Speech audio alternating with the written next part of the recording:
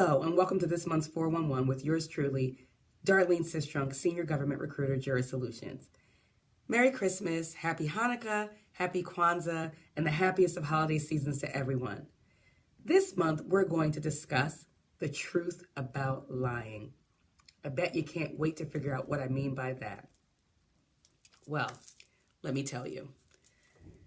As a human being, I find myself teetering somewhere between idealism and cynicism.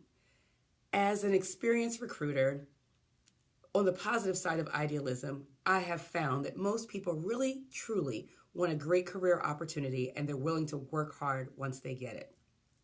However, on the other side, I do find that I've seen what can happen when people omit the truth, are discovered, or come clean because they fear they're going to be discovered.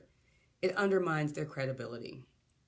Now, am I talking about someone saying they graduated from medical school when in reality they're a phlebotomist? Not really.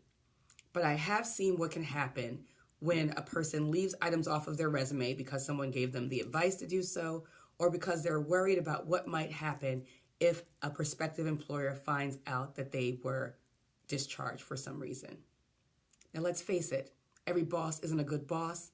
Every employee is not a model employee.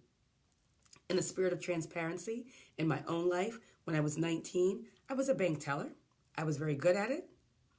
I had a strong work ethic. I had great customer rapport. I really enjoyed what I did.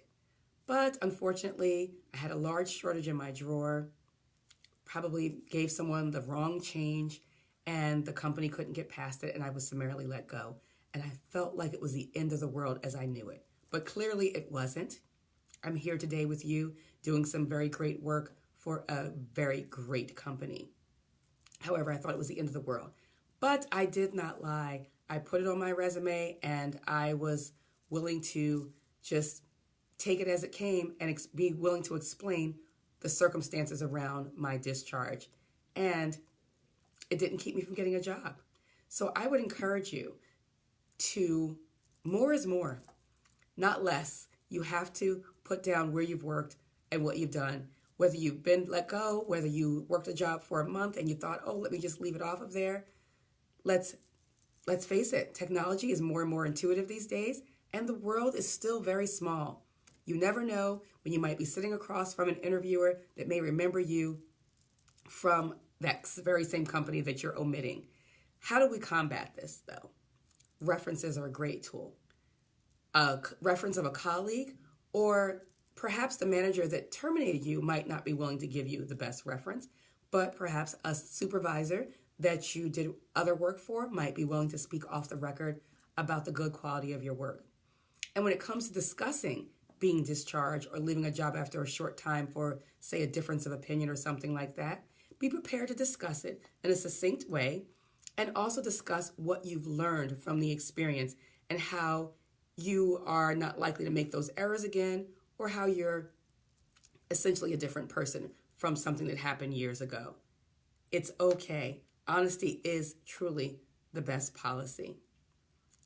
Well, that's all that I have for this month.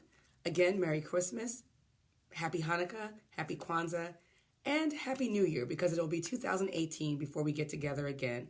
So be honest, have a candid discussion about your work experiences, and remember, more is more. I'm Darlene Sistrunk, Senior Government Recruiter, Juris Solutions. Remember to live life on purpose.